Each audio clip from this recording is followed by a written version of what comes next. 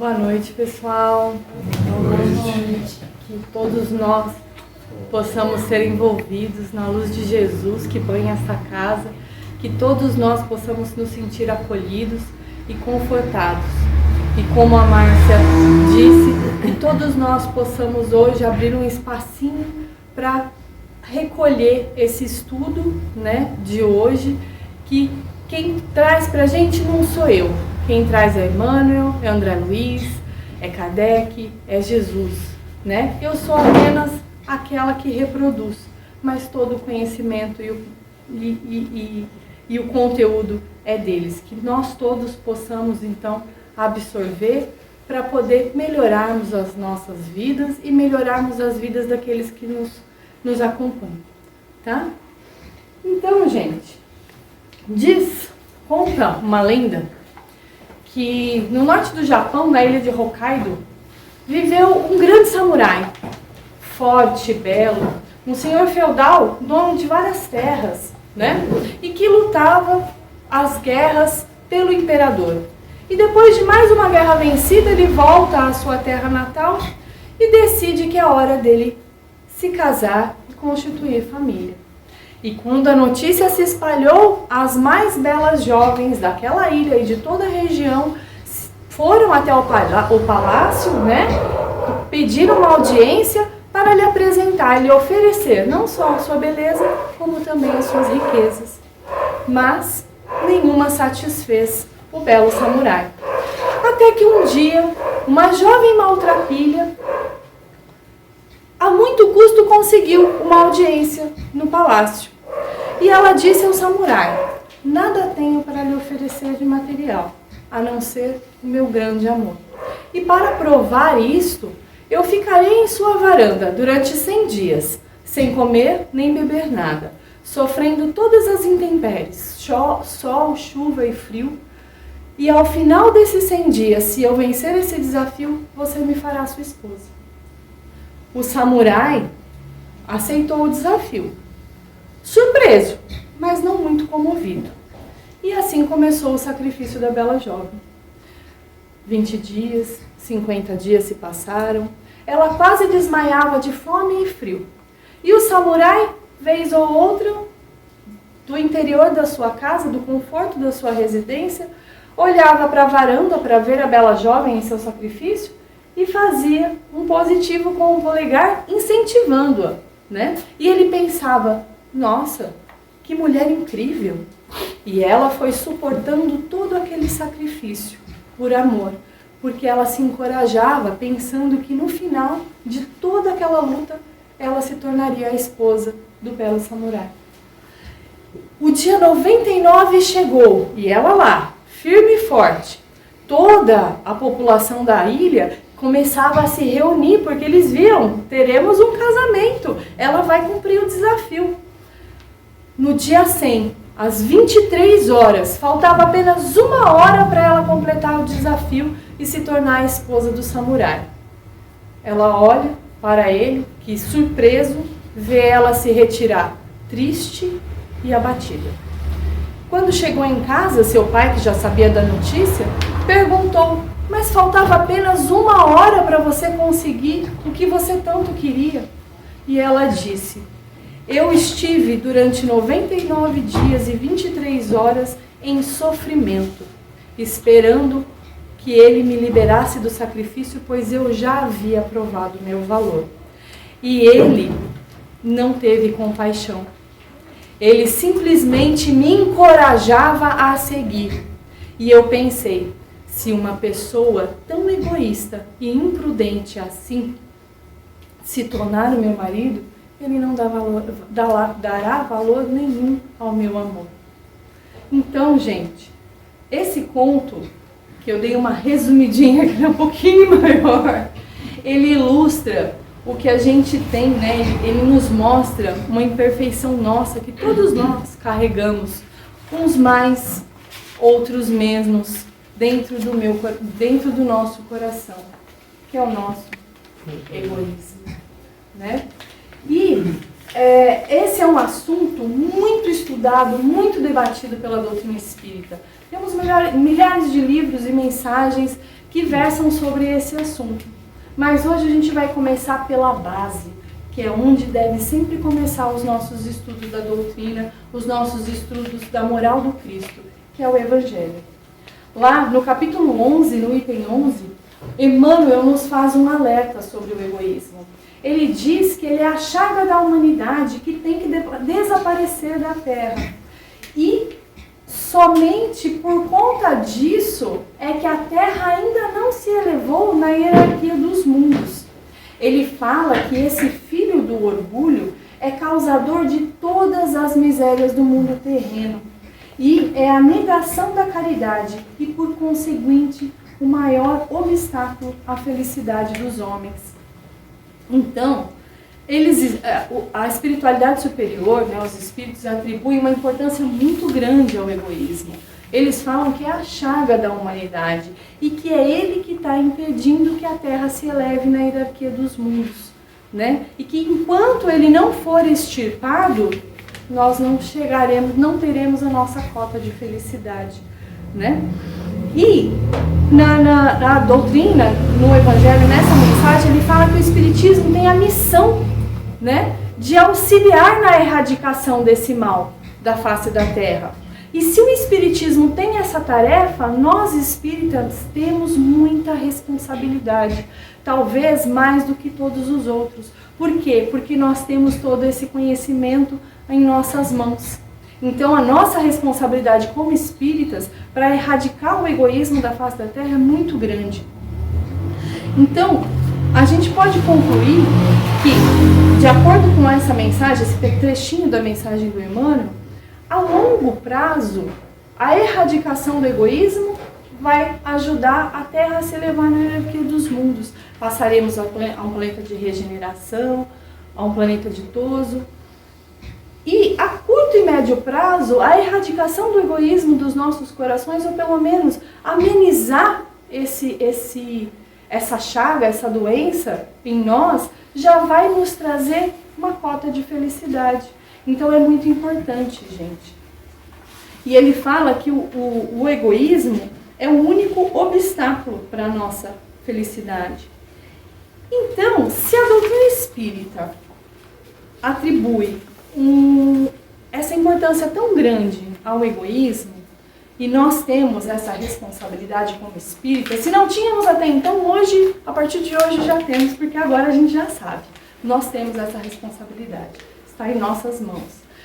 Então, como a gente vai fazer isso?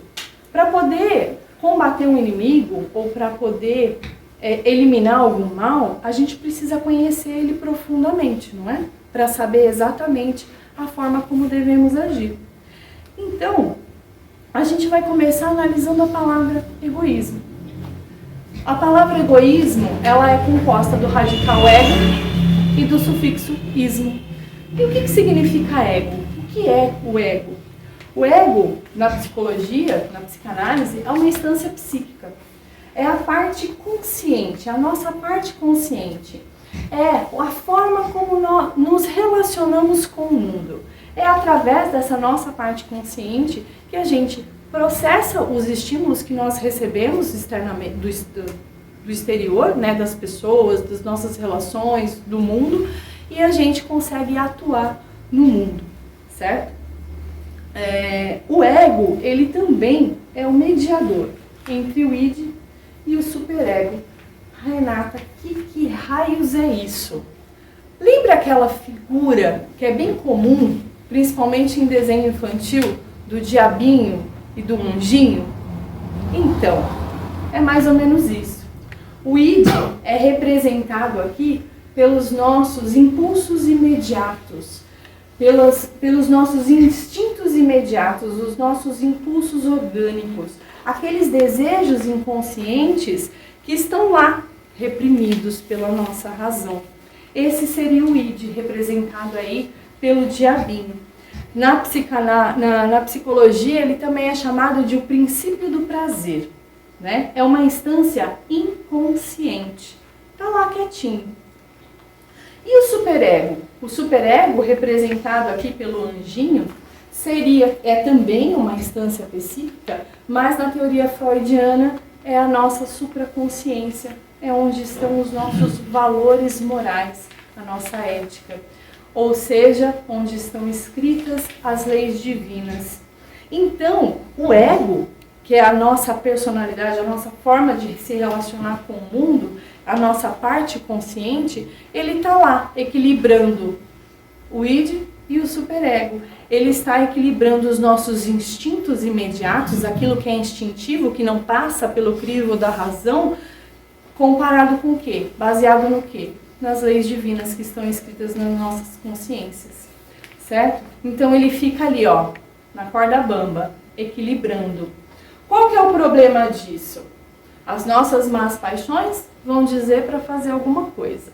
A nossa consciência, onde são escritas as leis divinas, vai falar para a gente fazer outra porque é o correto. E o ego, ele é preguiçoso, ele é resistente à mudança, ele gosta do que é mais fácil. Então, às vezes a gente ouve mais o diabinho. Às vezes não, né? Na maioria das vezes a gente ouve mais o diabinho do que o anjinho, certo? Mas voltando à palavra egoísmo, e o sufixo ismo? Significa o quê? Ele indica uma ideologia, um sistema a ser seguido, um conjunto de crenças ou doutrina de um determinado grupo. Na medicina, o sufixo ismo indica patologia. Então, por exemplo, a palavra espiritismo é o quê? A doutrina dos espíritos, a ideologia dos espíritos. E a palavra egoísmo, então, é a doutrina do ego, a patologia do ego, certo? Então, a gente já começa a ver que o egoísmo, ele está se encaixando como uma doença da alma, certo? E os espíritos nos falam que se a gente quiser erradicar o egoísmo, o que a gente tem que fazer? O nosso ego tem que se alinhar com a supraconsciência, com as leis morais. Então, o nosso ego, no egoísmo, ele está confundido, ele está atormentado. Por quê? Ele quer seguir uma coisa, mas ele sabe que é errado. Então, ele está doente. Como foi que a gente construiu esse egoísmo? Deus criou os espíritos egoístas? Será que nós fomos criados com essa patologia, com essa doença? E aí Kardec, ele pergunta na questão 115, se dos espíritos alguns foram criados bons, outros maus. E os espíritos respondem que não, que Deus criou todos os espíritos simples e ignorantes, isto é, sem saber, sem o conhecimento. A cada um deu determinada missão com o fim de esclarecê-los, de os fazer chegar progressivamente à perfeição. Então, nós não nascemos egoístas. Quando Deus nos criou como espíritos, não nos criou egoístas. É uma coisa que nós aprendemos a ser. Olha só. Não é um item de série, é um opcional adquirido, certo? Então, como é que a gente começou a ser egoísta? Quando a gente começou a ser egoísta? E Kardec explica no livro Obras Póstumas. O egoísmo e o orgulho nascem de um sentimento natural, o instinto de conservação. Todos os instintos têm sua razão de ser e sua utilidade. Porquanto Deus nada pode ter feito inútil. Ele não criou o mal. O homem é quem produz o mal, abusando dos dons de Deus em virtude do seu livre-arbítrio. Então, lembra quando eu falei que o ego está confundido? Ele começou a se confundir aí.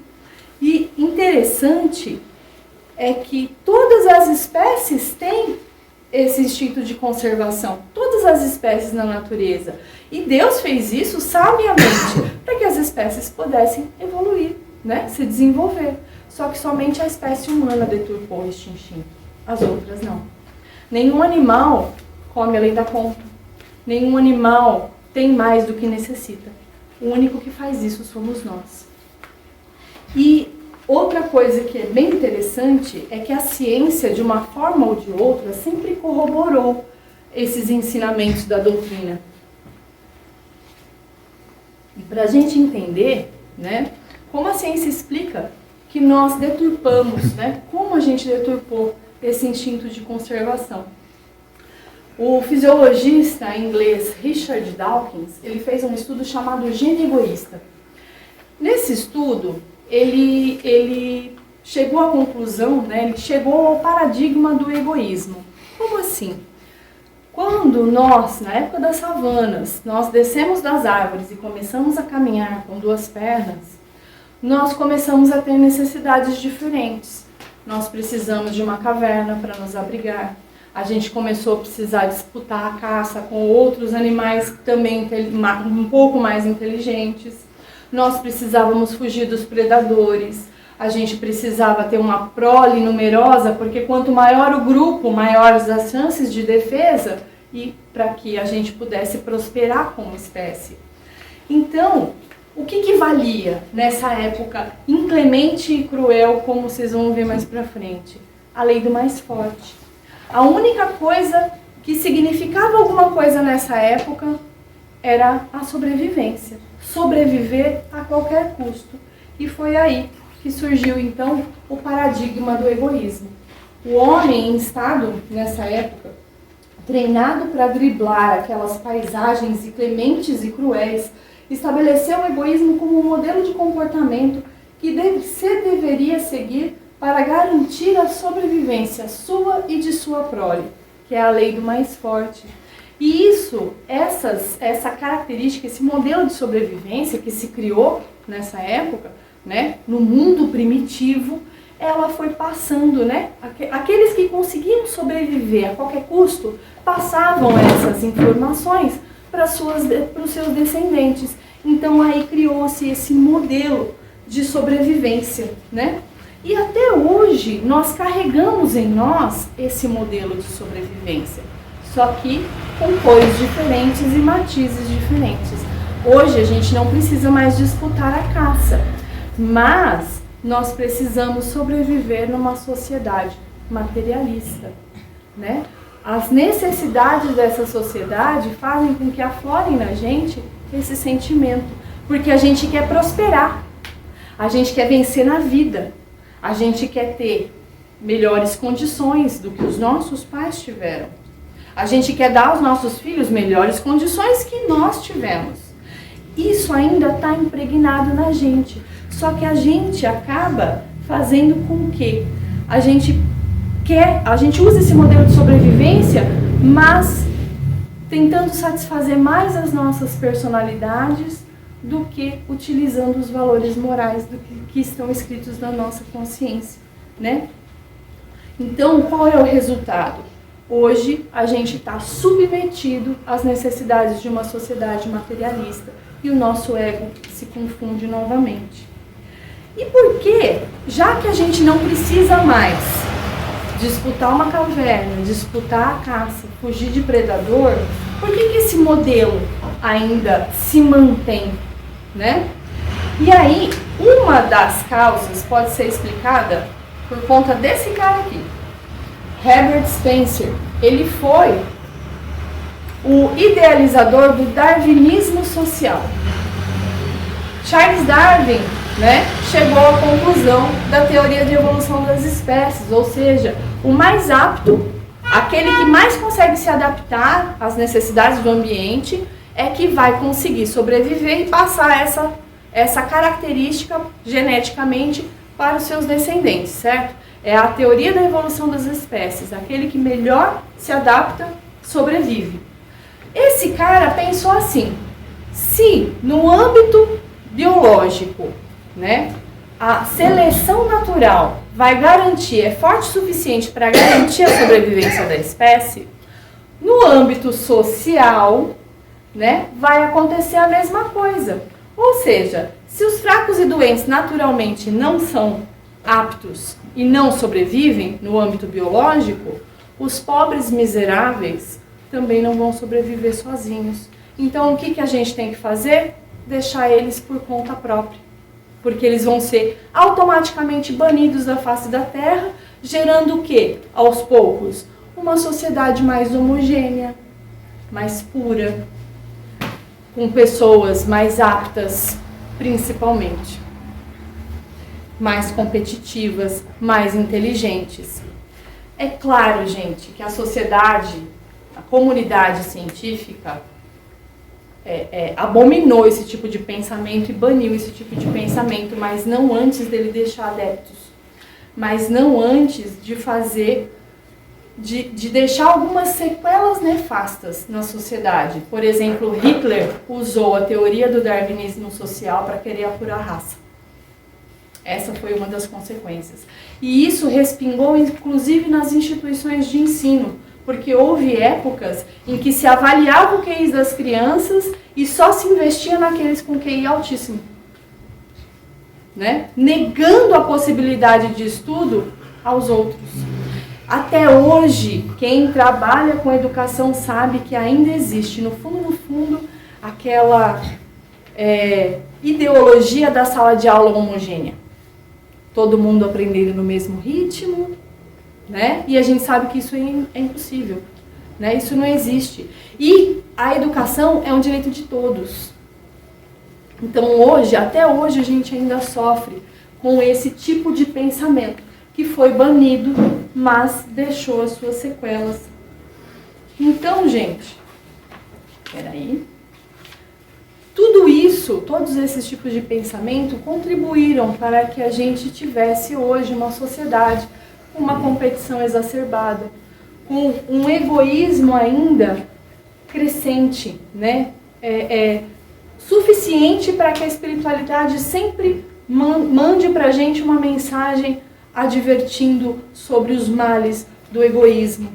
Então, garantindo, né? Hoje a gente ainda tem a manutenção do egoísmo. Mas por que Deus deixa chegar nesse ponto? A gente deturpou o instinto de conservação. Por que Deus deixa chegar nesse ponto? E Kardec, curioso, que na questão 916, ele fez a mesma pergunta para a espiritualidade. Como é que a gente vai conseguir extirpar o egoísmo se a sociedade hoje, né, se a civilização só faz aumentá-lo, só cria condições para que o egoísmo aumente cada vez mais?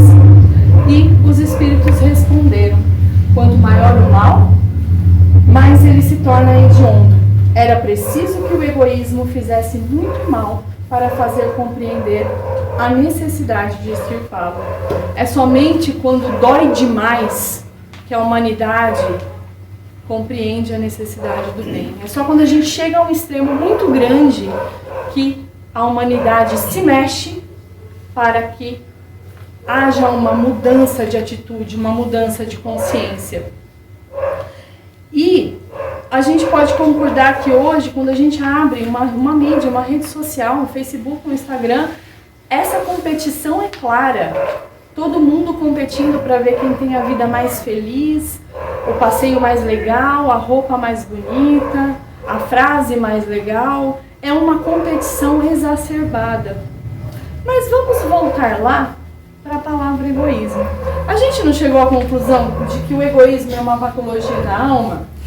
Hoje a medicina reconhece os vícios também como doenças, né? E Kardec perguntou para os espíritos qual era o vício mais radical. Adivinha qual é? O egoísmo. Os espíritos responderam que do egoísmo deriva todo o mal. Estudai todos os vícios e vereis que no fundo de todos há o egoísmo. E para entender essa resposta, tipo, como assim tudo nasce do egoísmo, né? A gente vai pedir ajuda para Herculano Pires, lá no curso dinâmico do Espiritismo. Ele vai falar para nós sobre a formação do ego.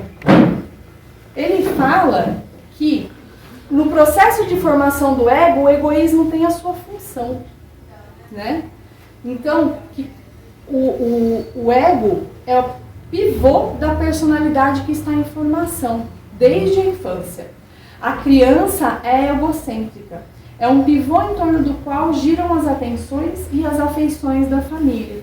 Ela se torna naturalmente no centro do mundo, porque esse é o meio de consolidação da sua individualidade. Todos nós nascemos dependentes, a espécie humana nasce dependente, né? Precisa dos cuidados dos adultos. E, é claro, Os bebês têm os seus mecanismos, né? Principalmente o choro potente, para que chame a atenção para si, para que a gente vá lá ver o que está acontecendo. Está com dor? Está na hora de alimentar? Precisa da higiene? E assim por diante. Então, para receber os cuidados básicos, as suas necessidades, o bebê chora. E quem convive com criança sabe que até uma certa idade, eles têm uma necessidade louca de serem o centro das atenções, né? Principalmente ali naquela fase dos 2, 3 aninhos, eles são terríveis. Só que essa função, né, as crianças, elas estão numa posição egocentradas, não egoístas, tem a sua função. Porque o mundo, para ela, o mundo inteiro é só aquilo que ela consegue ver, tocar e sentir. Então ela é o centro desse universo. Tudo gira em torno das suas necessidades. E eles têm um medo muito grande de não terem as suas necessidades atendidas. Por quê? Porque eles são vulneráveis. Eles dependem totalmente de nós, né? Então, a criança sempre vai fazer tudo para chamar a atenção da família para si. Mas isso não é querer dizer que a criança é egoísta, tá? É só uma fase, é uma fase necessária. E aí o Herculano, ele continua, ele fala um negócio que é bem bonitinho. O ego é como uma flor, que primeiro se fecha no botão, para depois desabrochar na corola e por fim doar-se nos frutos. Por quê? Tudo que a criança atrai, tudo que ela absorve das relações primárias, das relações na escola, das relações com os objetos e os brinquedos, ela vai absorvendo, ela vai centralizando no ego, que é o seu ponto interior de segurança. É ali que ela está segura. E aí, esse botão vai centralizando as energias, se preparando para o momento de abrir. Como é que ele se abre? Nas relações de afetividade, onde ela já consegue também demonstrar carinho, afetividade, certo? Então essa é a primeira função do ego, é uma função centralizadora, não egoísta. E isso é necessário, porque essa criança, esse ser que está reencarnando, ele está se estruturando, certo? E aí, aos poucos, esse ser que está reencarnando, ele vai tomando pé da realidade. Ele vai tomando pé da sua realidade, como espírito reencarnado, né? E aí ele começa ou a voltar nos esquemas frustrados do passado, ou seja, nas mesmas tendências, nos mesmos hábitos equivocados, ou ele já está mais fortalecido e começa a se renovar diante das novas necessidades, diante do seu plano reencarnatório. E aí, daí por diante, finalizado esse processo todo, aí tudo vai depender da consciência desse espírito que está reencarnando. Só que aí, acontece que, se esse espírito, né, se esse espírito está reencarnando não amadurece emocionalmente, aí a gente tem um distúrbio psíquico que é o infantilismo, certo? E o que acontece nisso quando esse espírito começa a querer andar para trás? Opa, eu não quero. Eu quero me apegar ao meu passado, às minhas tendências, aos meus hábitos. Eu não quero essa nova realidade. Essa nova realidade não é para mim. Aí o Herculano fala que o ego gera falsas ideias de superestimação individual, de segregação do indivíduo, considerando os demais como estranhos e impuros. Eu não era para aqui não. Não era, não. Eu sou eu sou melhor que isso aqui. Tem alguma coisa errada. Ele age como sempre hipnótico, absorvente, impedindo o ser de abrir-se no altruísmo, ou seja, importando-se com os outros, fechando-lhe o entendimento para tudo que não se refira aos seus interesses individuais. Ele começa a se assustar com a nova realidade e trava, né? E aí, o que acontece com uma pessoa dessa? Ela começa a ter uma necessidade de controle muito grande. Ela quer controlar tudo à sua volta, porque não tá legal para ela. Ele não quer, ele tá mascando freio, como a gente fala, né? E aí, ela começa então, já desde a adolescência, a mostrar algumas características psicológicas, né? Por exemplo, essa postura egocentrada. A atenção é toda para mim, ó. É toda para mim essa atenção. Vulnerabilidade emocional. É uma pessoa que se torna imatura, né? E melindrosa. Tudo magoa, tudo machuca, né? Tudo dói. Vive com um sentimento de culpa e inadequação. Como ela não se sente capaz nessa nova realidade, nesses novos desafios, eles têm a necessidade de que a gente fique falando o quanto ela é boa, o quanto ela é capaz, o quanto ela está certa e assim por diante. Impulsividade. Como ela é imatura, não cresceu emocionalmente, as suas decisões não passam pelo crivo da razão, né? Ela é impulsiva. E autoritarismo. 2 tipos de autoritarismo. Se naturalmente ela tem poder, ela manda, desmanda, todo mundo obedece e ao mesmo tempo ela é odiada. Se ela não tem essa posição de poder, ela vai controlar os outros pela chantagem emocional. Ela vai fazer com que os outros se sintam culpados pelas reações dela, né? Principalmente reações de agressividade. Pessoas nessa posição egocentrada, egoísta, não conseguem perder não conseguem ter nenhuma negativa diante da vida, seja de uma outra pessoa, de uma situação, até mesmo de um objeto inanimado que não está fazendo o que ela quer. E o que ela responde? Com agressividade. Ela reage, ela não age.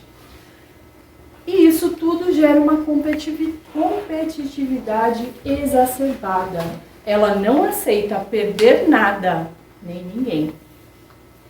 E tudo isso, uma pessoa com todas essas características, se caracteriza por o quê? Isolamento social. Ela não consegue compartilhar com outras pessoas, ela não consegue conviver com outras pessoas, né? E tudo isso gera o quê? Uma insatisfação muito grande. Uma pessoa que sempre quer ter mais, seja atenção, seja bens materiais, aquela pessoa que quer acumular tudo ao seu redor, vive insatisfeita. Por quê? Porque a gente consegue ter tudo que a gente quer? A gente consegue ter todos os que a gente quer ao nosso lado? Não. Então eu vou viver insatisfeita. Nunca nada vai estar bom para mim. E aí, se a gente for analisar todas essas características psicológicas, e a gente voltar lá na questão 913, quando os espíritos falam que todo o mal deriva do egoísmo, todos os vícios nascem do egoísmo, a gente vai identificar a ganância, a avareza, o ciúme, a inveja, a vaidade, a gula, a soberba e a luxúria. Agora a gente consegue entender porque todos os vícios nascem do egoísmo, né? Aliás, eu me atrevo a dizer que todos os vícios são sintomas do egoísmo. Não são outros vícios, são apenas sintomas dele. Então, a gente tem que pensar que tudo isso vai gerar complicações, tanto para nós, não só nessa existência, como nas próximas, e também para a humanidade. Lembra o que o Emmanuel falou? Que é por conta do egoísmo que a Terra não evolui? Então, e Kardec ele pergunta na questão 785, né? Qual é o maior obstáculo ao progresso? Qual é a resposta?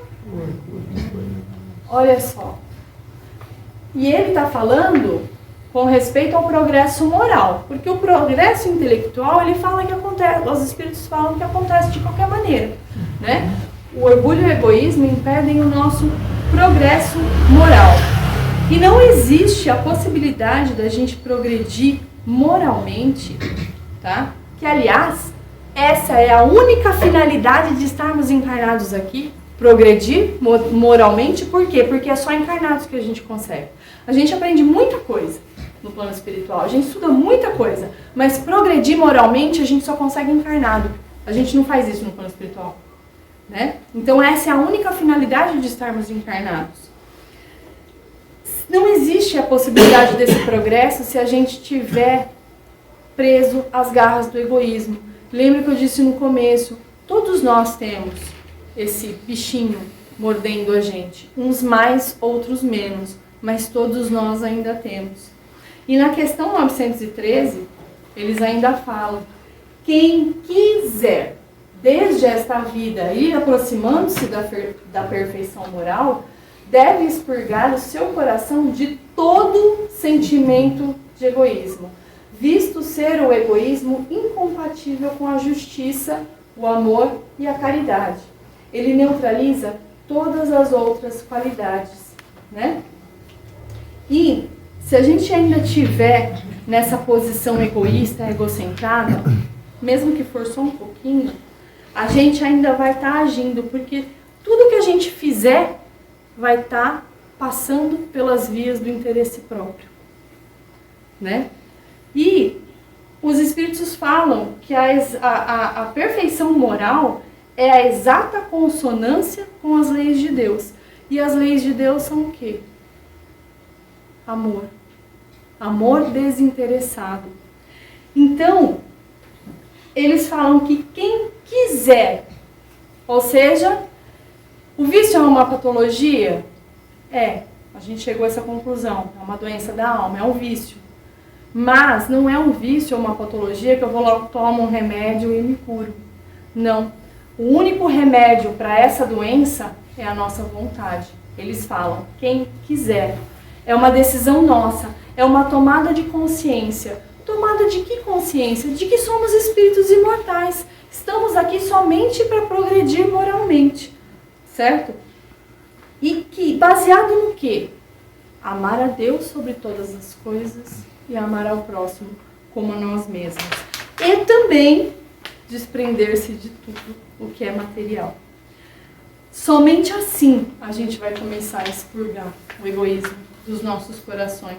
E Paulo fala na sua primeira epístola aos Coríntios: e ainda que distribuísse toda a minha fortuna para sustento dos pobres, e ainda que entregasse o meu corpo para ser queimado, e não tivesse amor, nada disso me aproveitaria.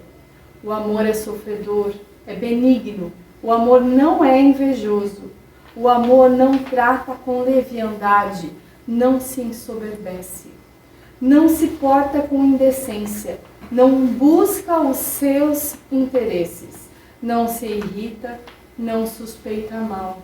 O amor é compatível com qualquer sentimento de egoísmo? É impossível, né? E se não for através do amor, eu não progrido moralmente, porque a perfeição moral é a consonância com o amor, com a lei de Deus. E aí, a gente tem que se perguntar, a gente tem que ficar atento, porque qualquer atitude nossa, mesmo que a gente não perceba, pode estar sendo uma atitude egoísta. Ela só não vai ser egoísta e egocentrada se ela estiver sendo direcionada ao bem e para o bem de todos. Como Paulo está falando. Não adianta eu doar tudo que eu tenho para a caridade, para os pobres. Se eu não tiver amor, se eu não fizer isso com amor, não valeu nada. Não valeu absolutamente nada. A gente tem que se perguntar todos os dias: eu fiz o que fiz hoje pensando no bem e para o bem de todos? Ou eu fiz o que fiz hoje pensando só em mim e nos meus? Eu fiz alguma coisa em prol do meu semelhante hoje? Eu agi completamente desinteressadamente quando eu fiz alguma coisa hoje? Houve esse desinteresse da minha parte? Não quero levar vantagem, não quero ter benefício nenhum.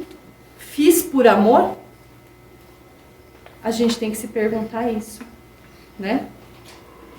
E outra coisa que a gente tem que se perguntar: o amor que eu declaro aos meus é totalmente desinteressado?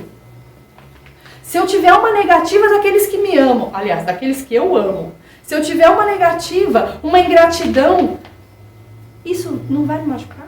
Eu não vou ficar magoado, irritado, bravo? É totalmente desinteressado o meu amor? Porque quando eu simplesmente amo. Não importa o que você faz da vida, não importa como você me trata, não importa, eu simplesmente amo.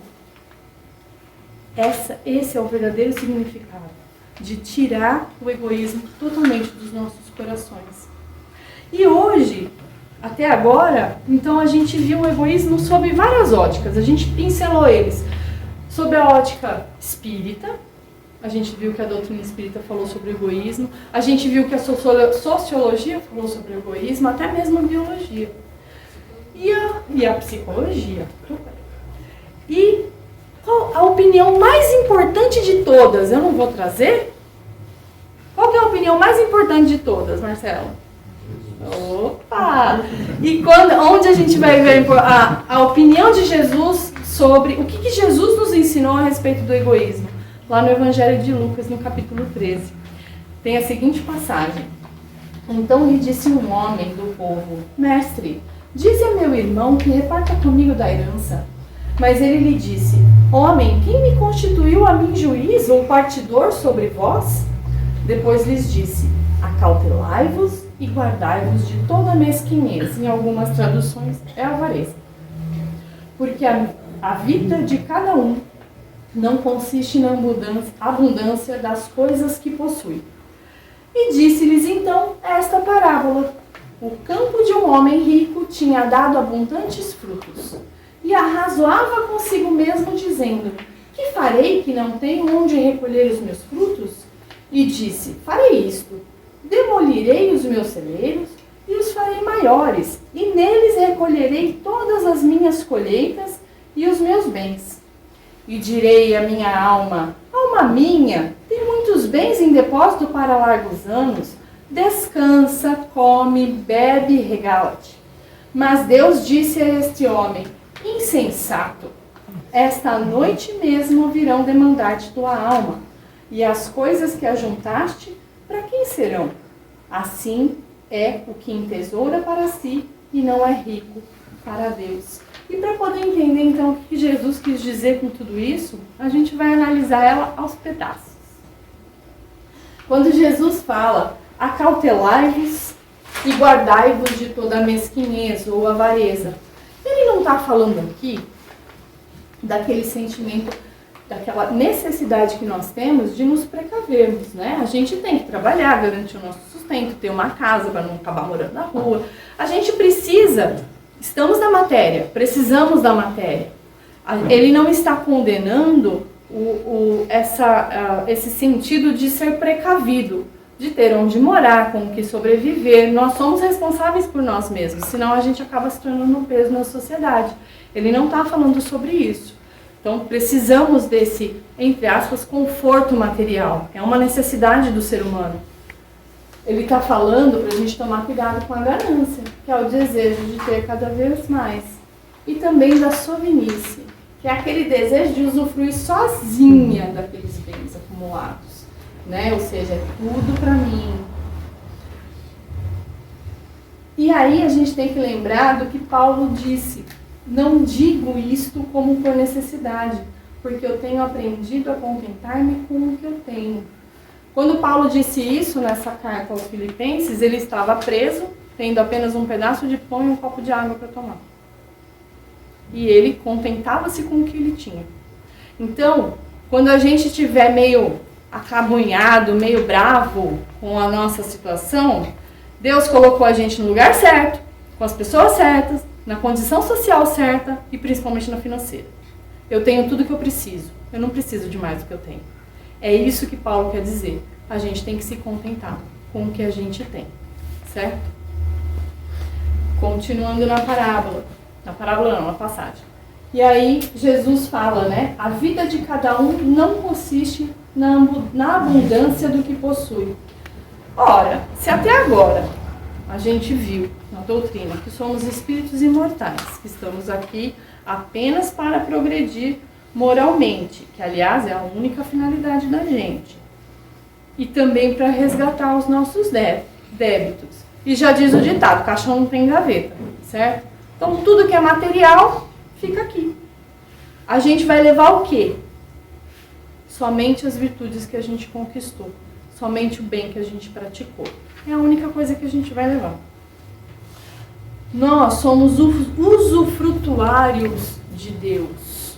olha só, usufrutuários, estamos usando os bens de Deus, né? A única coisa que a gente vai levar são as nossas virtudes, é o nosso progresso moral.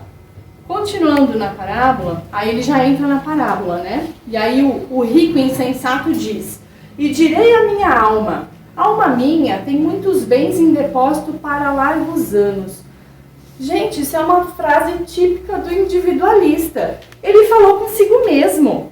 Jesus não colocou aqui que ele disse para a esposa, ou ele disse aos seus filhos, ou ele compartilhou o pensamento com seus amigos. Não, ele falou para ele mesmo. Ele é tão egoísta que não compartilha nem pensamento. Né? Falou com o obsessor. Falou com o obsessor, boa. Né? E aí a gente viu, né, que uma das características psicológicas do egoísta é o isolamento social. E ele diz para si mesmo: descansa, come, bebe e regala-te. Nem um pouco preocupado em ser produtivo, principalmente se isso vai afetar alguém, né? Ele só quer sombra e água fresca. E, gente, a única forma, né, de garantir essa perfeição moral, esse progresso moral, é através do trabalho, é através do serviço. A gente tem que querer trabalhar. A gente tem que gostar de servir. É a única forma, né? E engraçado não, essa é outra parte. Na parábola, Deus fala para esse rico, né? Insensato. Quando a gente vai no dicionário, insensato é o quê? É o que não faz sentido. Ou aquele que não tem bom senso. Imprudente. Lembrando das características psicológicas lá do egoísta, imprudente, impulsivo, né? Ou seja, os seus desejos não passam pelo crivo da razão. Ele vai lá e já escuta o diabinho e já faz, né? Não pensa, não reflete. Se ele não age se não passa pelo crivo da razão, pelo dos sentimentos, muito menos.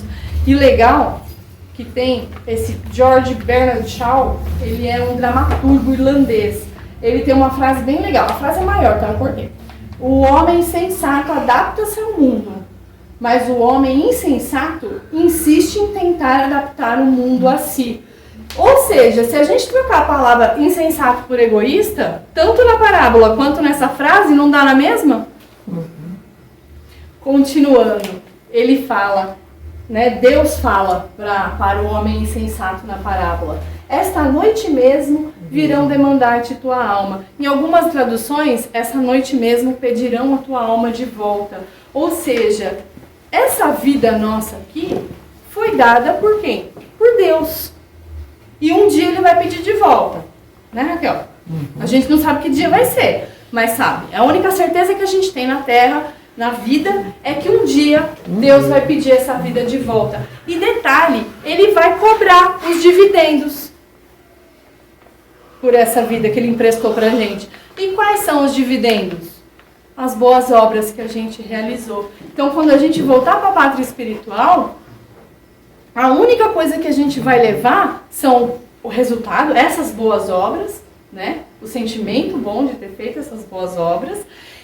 E também, se a gente não rezou a cartilha direito, a gente leva mais dívidas ainda, né? Ou seja, a gente fica com saldo mais negativo.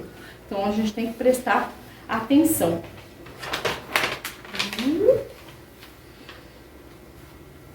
Ok. Assim é o que entesoura para si e não é rico para Deus. Como esse rico insensato ou egoísta poderia ter enriquecido para Deus? Ora, ele não teve uma boa colheita? Ele poderia pelo menos ter repartido, talvez só o excedente dessa colheita, que ele não estava prevendo, com as viúvas e os doentes, que naquela época só sobreviviam pela caridade alheia. Assim ele enriqueceria para Deus. Não iria prejudicá-lo em nada, mesmo que ele não fizesse de coração, mas ele enriqueceria para Deus, né? Opa! Então, se a nossa vida pertence a Deus, é claro que tudo aqui também pertence a Ele. A gente só está administrando os bens de Deus.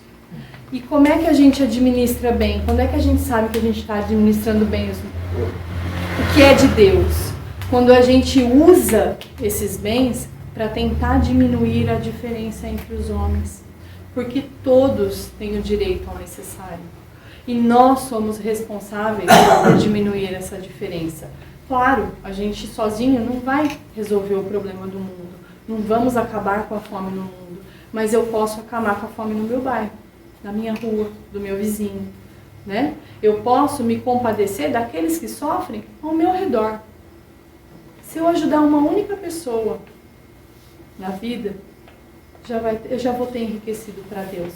Eu já vou ter trabalhado para erradicar o egoísmo no meu coração. E eu queria finalizar, esse estudo com uma mensagem do Emmanuel, que fala sobre o egoísmo. Ele fala que quando a gente puder olvidar, né, esquecer o centro escuro do nosso eu, olha só que profundo, envolvendo-o na claridade sublime da vontade de Deus, que deseja o bem e a paz, o progresso e a alegria para todas as criaturas, teremos vencido em nós o egoísmo, velho monstro de 1000 garras, que nos retém no inferno da crueldade, estabelecendo o céu em nosso próprio coração. Então, gente, se a gente foi construindo, né, esse egoísmo ao longo das existências, ao longo das nossas experiências terrenas, desde lá do mundo primitivo, porque naquela época, sim, nós até precisávamos do egoísmo para poder sobreviver, né, naquelas paisagens cruéis e difíceis.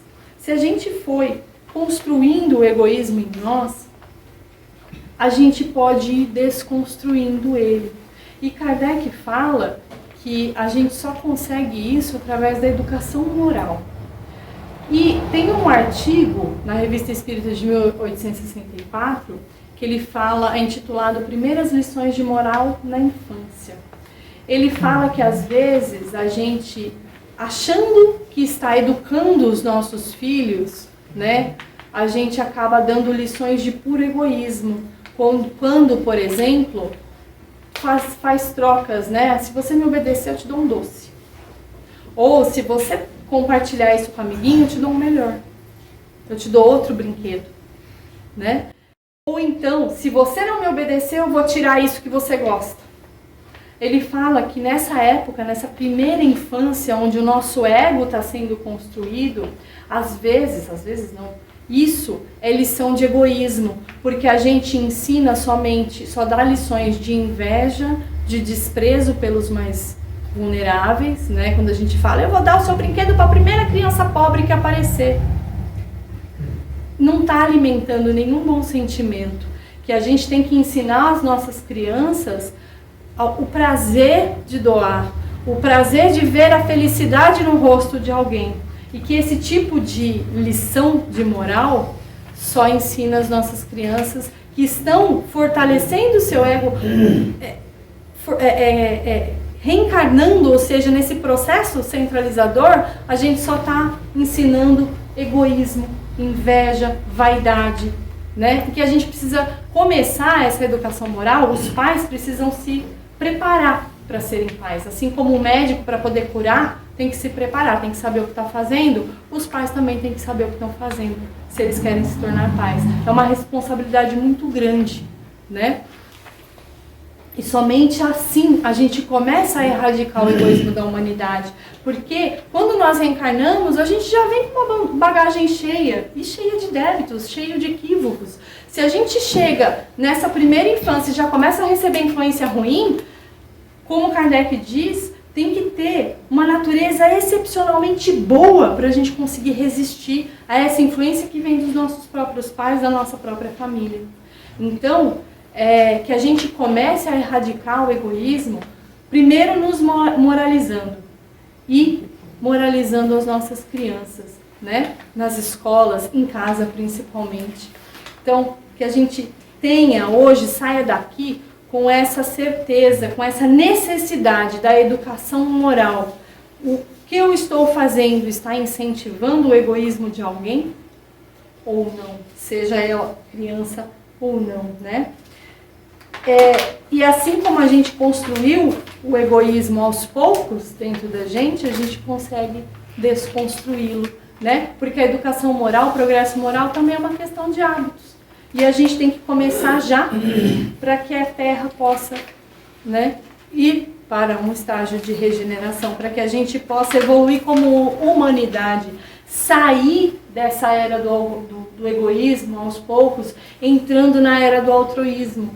Se o egoísmo é a doutrina do ego, o altruísmo é a doutrina do outro, é a doutrina do próximo, é a doutrina do amor ao próximo. E é essa que a gente tem que começar a construir. Primeiro, nos educando moralmente, vigiando os nossos atos para ver se eles realmente são desinteressados. Para ver se no saldo do dia eu vou ter uma ação que foi feita para o bem e para o bem de todos. É só assim que eu começo a desconstruir o egoísmo dentro de mim, né? É trabalhando para o próximo, é servindo. Começa em casa, começa de pouquinho e aí a gente dá saltos maiores depois. Era isso que eu tinha para falar para vocês. Espero que tenha sido útil, que todos nós possamos sair daqui um pouco mais elevados em termos de conhecimento e com a vontade firme de querer mudar, tá? Muito obrigada.